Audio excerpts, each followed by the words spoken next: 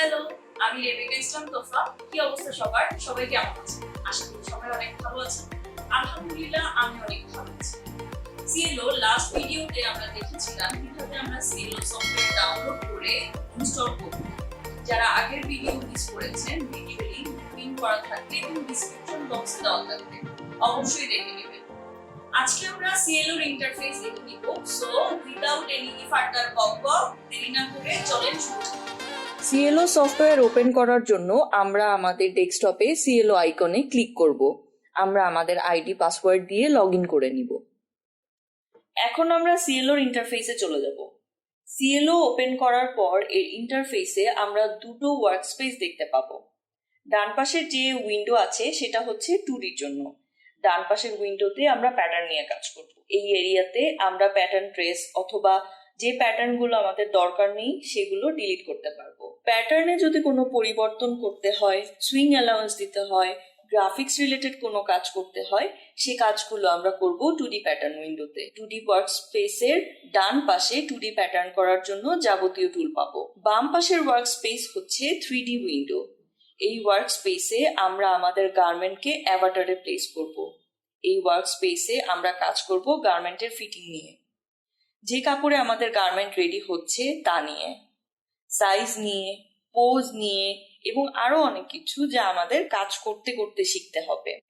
এই 3D ওয়ার্কস্পেসের বাম পাশে 3D কাজ করার জন্য সব টুল আমরা পাবো। ইন্টারফেসের শুরুতে বাম পাশের ছোট উইন্ডো হচ্ছে আমাদের লাইব্রেরি। এখানে আমরা আমাদের কাজ করার জন্য garment, Avatar, hanger, fabric, hardware and trims, material, stage পাবো। আপাতত এই ফোল্ডারগুলোতে যে ফাইলগুলো আছে আমরা ডিফল্ট হিসেবে পাবো। এছাড়া আমরা আমাদের সুবিধা মতো অ্যাভাটার, গার্মেন্ট, ফ্যাব্রিক ইত্যাদি অ্যাড করে নিতে পারবো। আমরা যখন CLO থেকে সফটওয়্যার ডাউনলোড করি অথবা CLO থেকে লাইসেন্স সফটওয়্যার ব্যবহার করি, CLO সফটওয়্যারে যদি কোনো আপডেট আসে তখন আইটেমের পাশে ব্লু মার্ক শো করবে। আমরা যদি এখন ডাউনলোড আইকনে ক্লিক করি, আপডেটগুলো আমাদের ওয়ার্কস্পেসে অ্যাড হয়ে যাবে এবং ব্লু মার্কও চলে যাবে। ডাউনলোড আইকনের পাশে আমরা প্লাস আইকন দেখতে পাচ্ছি। কাজ করার জন্য যে ফাইল আমরা আমাদের ওয়ার্কস্পেসে অ্যাড করতে চাচ্ছি তা আমরা লাইব্রেরিতে ফোল্ডার হিসেবে অ্যাড করতে পারবো। অ্যাড করার জন্য আমরা প্লাস আইকনে ক্লিক করব। তারপর যে ফোল্ডার আমরা অ্যাড করতে চাচ্ছি সেই ফোল্ডারে ক্লিক করে লাইব্রেরিতে অ্যাড করে নিব। প্লাস আইকনের পাশে আমরা একটা অ্যারো সাইন দেখতে পাচ্ছি। কোনো ফাইল আমাদের লাইব্রেরিতে অ্যাড করার পর আমরা যদি ডিফল্ট অবস্থায় ফিরে যেতে চাই, এই অ্যারো আইকনে ক্লিক করব। একটা পপ আপ উইন্ডো আসবে, সেখানে লেখা থাকবে do you want reset favourites. এখন যদি আমরা ইয়েস বাটনে ক্লিক করি তাহলে আমরা ডিফল্ট লাইব্রেরিতে চলে যাব। লাইব্রেরির যে কোনো ফোল্ডার ওপেন করতে হলে আমরা যে ফোল্ডার ওপেন করব তার উপর ডাবল ক্লিক করব। লাইব্রেরির নিচে যে প্যানেল আছে সেই প্যানেলে সব সাব ফোল্ডার অথবা আমাদের যে ফাইল আছে সেগুলো শো করবে। একদম উপরে যে ডাবল ডট ফোল্ডার দেখাচ্ছে এই ফোল্ডারে ক্লিক করলে আমরা আগের ফোল্ডারে ফিরে যেতে পারবো। এখন আমরা যদি আমাদের ফোল্ডার থেকে কোনো কিছু ওপেন করতে চাই, আমরা ওই ফোল্ডারের উপর ডাবল ক্লিক করব অথবা রাইট ক্লিক করলে আমরা সেটআপ অপশন পাবো। আবার আমরা ড্র্যাগ অ্যান্ড ড্রপ করতে পারবো। এই প্যানেলের উপরে যে ব্লু আইকন আছে এই আইকনে ক্লিক করে আমরা আমাদের ফোল্ডারগুলোকে লিস্ট ভিউ অথবা আইকন ভিউ হিসেবে সেট করতে পারবো। লাইব্রেরির বাম পাশে আমরা পাবো হিস্ট্রি, যেখানে আমাদের কাজের সব হিস্ট্রি থাকবে।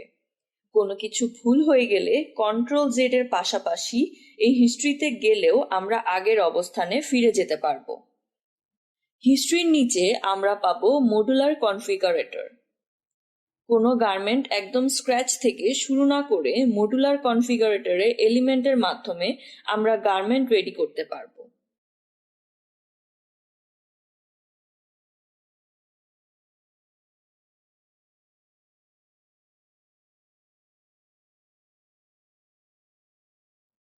লাইব্রেরি আমরা আমাদের সুবিধা মতো ড্র্যাগ করে বড় কিংবা ছোট করতে পারবো। এখন আমরা যদি আমাদের লাইব্রেরি প্যানেল একদম মিনিমাইজ করতে চাই, লাইব্রেরি প্যানেলের অ্যারোতে ক্লিক করব। আবার আগের অবস্থানে ফিরে যেতে লাইব্রেরি লেখার উপর ক্লিক করব। আমাদের লাইব্রেরির কোনো ফোল্ডারে যদি আমরা কিছু অ্যাড বা ডিলিট করি, রিফ্রেশ আইকনে ক্লিক করে আমাদের ফোল্ডার আপডেট করতে পারবো। সার্চ বারে যে ফাইল দরকার তা আমরা সার্চ করতে পারবো। সার্চ বারের পাশে অ্যারো আইকন দিয়ে ফোল্ডারগুলোকে আমরা আমাদের সুবিধা মতো অ্যারেঞ্জ করে নিতে পারবো।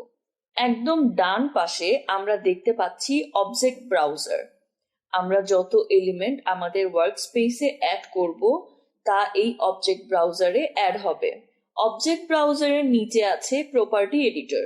যখন আমরা কোনো এলিমেন্ট সিলেক্ট করব, প্রপার্টি এডিটরে ওই এলিমেন্টের প্রপার্টিজ শো করবে এবং এই প্রপার্টি এডিটর থেকে আমরা আমাদের এলিমেন্ট এডিট করতে পারবো, মডিফিকেশন করতে পারবো। ডান পাশের একদম নিচে আমরা দেখতে পারবো splitted workspace, 2D window, 3D window এবং রিফ্রেশ টু ডিফল্ট ওয়ার্কস্পেস। নিচের বাম পাশে আমরা দেখতে পাবো সিএলওর যে ভার্সন আমরা ব্যবহার করছি তার নাম্বার। এবার একদম ডান পাশের উপরে ট্যাবে পাবো ক্লসেট। ক্লসেটের মাধ্যমে আমরা আমাদের প্রজেক্ট, গার্মেন্ট, অ্যাভাটার, রেন্ডার এবং টেকপ্যাক শেয়ার করতে পারবো।